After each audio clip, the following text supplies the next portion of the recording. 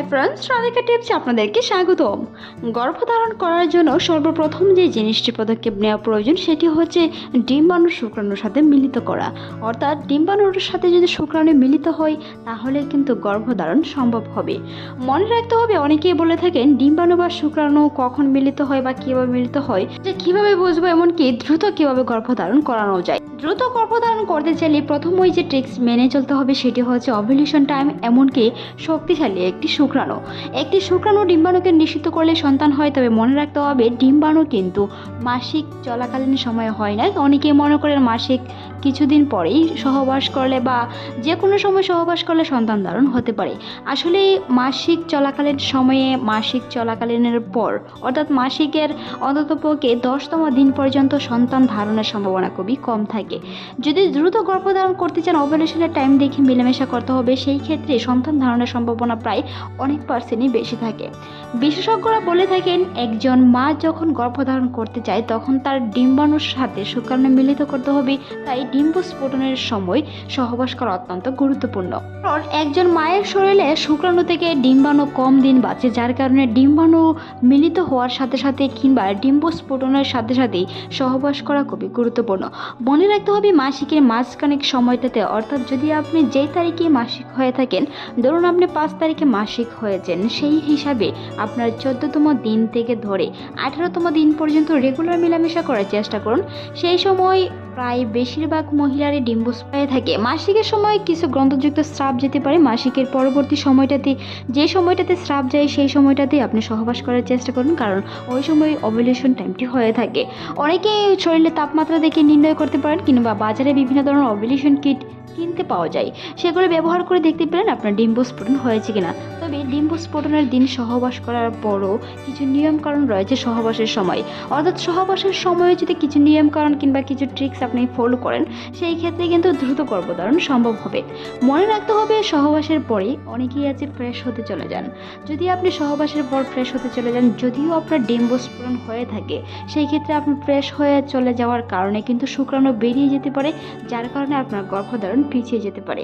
মনে রাখতে হবে দ্রুত গর্ভধারণ করতে চাইলে অন্ততপক্ষে 20 মিনিট পর্যন্ত শুয়ে থাকতে হবে। তবে যদি কোমরের নিচে একটি বালিশ ব্যবহার করতে পারেন, পা দুটি দেওয়ালে সোজা করে রাখে অন্ততপক্ষে 10 মিনিট পর্যন্ত শুয়ে থাকেন, সেই ক্ষেত্রে আপনার শুক্রাণুটি জরায়ুতে যেতে অনেকটা সুবিধা হয়, যার কারণে দ্রুত গর্ভধারণ হয়। সেই সাথে আপনার ডিম্ব স্ফুটন রয়েছে, তাই দ্রুত গর্ভধারণ সম্ভব হয়ে থাকে। তাছাড়াও অনেকে মাসিকের পরপরই সহবাস করেন, সেই ক্ষেত্রে গর্ভধারণের সম্ভাবনা খুবই কম থাকে। মাসিকের মাঝামাঝি সময়টাতে সহবাস করার চেষ্টা করুন। তবে মাসিকের একদম শেষ পর্যায়ে সহবাস করলে কিন্তু সন্তান ধারণের সম্ভাবনা খুবই কম থাকে। যদি আপনি সহবাস করেন, সেই সাথে শুক্রাণুটি যাতে জরায়ুতে বা ডিম্বকে নিষিদ্ধ করতে পারে, সেই বিষয়গুলো অবশ্যই খেয়াল রেখে সহবাস করার চেষ্টা করুন, যেটি আপনার দ্রুত গর্ভধারণে সহায়তা করবে। মনে রাখতে হবে মাসিকের সময় বিভিন্ন ধরনের ব্যথাতে অ্যান্টিবায়োটিক ওষুধ খাওয়া যাবে না। বিভিন্ন ধরনের পর দিয়ে অতিরিক্ত চেক বা অতিরিক্ত কোনো কিছু থেকে অবশ্যই বিরত থাকার চেষ্টা করুন, যেটি আপনার ডিম্ব স্ফুটনে বাধা হতে পারে। মনে রাখতে হবে যে কোনো ধরনের অ্যান্টিবায়োটিক ওষুধ চিকিৎসকের পরামর্শ অনুযায়ী খান, কিংবা আপনার যদি বিভিন্ন ধরনের জরায়ুতে সমস্যা থাকে, মাসিক অনিয়মিত থাকে, সেই ক্ষেত্রে অবশ্যই চিকিৎসকের পরামর্শ নিয়ে দেখতে হবে আপনার ওভ্যুলেশন টাইমটি ঠিক কখন হয়ে থাকে। যদি আপনার ওভ্যুলেশন টাইম হয়ে থাকে, সেই ক্ষেত্রে সহবাস করার চেষ্টা করুন, অবশ্যই গর্ভধারণ হবে। তবে মনে রাখতে হবে সহবাসের আগেও কিছু নিয়মকানুন রয়েছে। সেই ক্ষেত্রে প্রচুর পরিমাণে পুষ্টি সমৃদ্ধ খাবার খাওয়ার চেষ্টা করুন, পর্যাপ্ত পরিমাণে পানি পান করার চেষ্টা করুন, মৌসুমী ফল শাকসবজি খাওয়ার চেষ্টা করুন, যেটিতে আপনার শারীরিক এবং মানসিক বৃদ্ধিতে অনেক সহায়তা করে, সেই সাথে শুক্রাণুকেও হেলদি রাখতে সহায়তা করে। 15 দিন সহবাস করলে সন্তান ধারণের সম্ভাবনা খুবই বেশি থাকে। তার কিছু লক্ষণ বলে দিচ্ছি, যেগুলো দেখলে আপনি বুঝতে পারবেন আপনার ওভ্যুলেশন টাইম হয়েছে। সেই সময় সহবাস করার চেষ্টা করুন। তারই মধ্যে উল্লেখযোগ্য যে লক্ষণটি হচ্ছে সেটি হচ্ছে সাদা স্রাব। অর্থাৎ মাসিক হওয়ার পরে মাঝামাঝি সময়ে এসে দেখবেন সাদা স্রাব প্রচুর পরিমাণে যাচ্ছে। কিছুটা তরল অংশের মতো হতে পারে, কিছুটা ডিমের সাদা অংশের মতো হতে পারে, চেপে দেওয়ার মতো, টান দিলে লম্বা হয় এরকমটা হতে পারে। তবে যদি টান দিলে লম্বা হয় এরকমটা হয়, সেই সময় সহবাস করলে সন্তান ধারণের সম্ভাবনা খুব বেশি থাকে। মনে রাখতে হবে সেটি অবশ্যই ডিম্ব স্ফোটনের সময়। সেই সাথে কিট কিনতে পাওয়া যায়, সেগুলো ব্যবহার করে দেখতে পারেন ওভ্যুলেশনটি হয়েছে কিনা।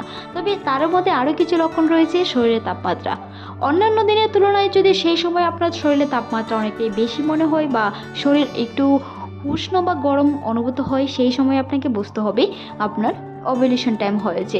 অনেকের অনেকভাবে ওভুলেশন টাইমের ইঙ্গিত দিয়ে থাকে, অবশ্যই সেই বিষয়গুলো মাথায় রাখার চেষ্টা করুন। মনে রাখতে হবে অনিয়মিত মাসিকের ক্ষেত্রে ওভুলেশন টাইমটি ভিন্ন হতে পারে, তবে যাদের 1 থেকে 28 দিন পর্যন্ত রেগুলার মাসিক বা মাসিক সাইকেল থাকে 32 দিন পর্যন্ত, তাদের ক্ষেত্রে সেটি মাঝামাঝি সময়ে অর্থাৎ যেই তারিখ মাসিক হয়েছে সেই তারিখ থেকে ধরে 13তম দিন থেকে 18তম দিনের ভিতরে ওভুলেশন টাইমটি হয়ে থাকে। তো সুন্দর শিশু জন্ম দিতে চাইলে অবশ্যই সেই পরিকল্পনা অনুযায়ী চলতে হবে। পুষ্টি সমৃদ্ধ খাবার খাওয়ার চেষ্টা করতে হবে, হেলদি সমৃদ্ধ চলতে হবে। মনে রাখতে হবে পর্যাপ্ত পরিমাণ ঘুমাতে হবে, রাত জাগা থেকে অবশ্যই বিরত থাকুন, পর্যাপ্ত পরিমাণে ব্যায়াম করার চেষ্টা করুন। মনে রাখতে হবে কোনো কোনো বিষয় আছে যেগুলোতে আপনার দ্রুত প্রেগনেন্সি হয়, সেই বিষয়গুলো অবশ্যই খেয়াল রাখতে হবে। তবে অনেকেই মনে করেন কখন সহবাস করলে ছেলে সন্তান হয় বা কখন মেলামেশা করলে মেয়ে সন্তান হয়, তা নিয়ে আমাদের চ্যানেলে অসংখ্য ভিডিও আছে, চাইলে ভিজিট করে আসতে পারেন। ছেলে কিংবা মেয়ে আপনার ইচ্ছা মতে ধারণ করতে পারবেন যদি আপনি সেই ট্রিক্সগুলো মেনে চলেন। তাই নিয়ে আমাদের চ্যানেলে অসংখ্য ভিডিও আছে, চাইলে ভিজিট করে আসবেন। তাছাড়াও গর্ভবতী মহিলাদের যে কোনো ধরনের সমস্যা আমাদের কমেন্ট বক্সে জানান, অবশ্যই রিপ্লাই দেওয়ার চেষ্টা করব। ভালো থাকুন, সুস্থ থাকুন। আজকের এই ভিডিওটি এই পর্যন্তই। ভালো লাগলে সাবস্ক্রাইব করবেন, সেই সাথে আপনার মতামত অবশ্যই জানান। এতক্ষণ দেখার জন্য অসংখ্য ধন্যবাদ।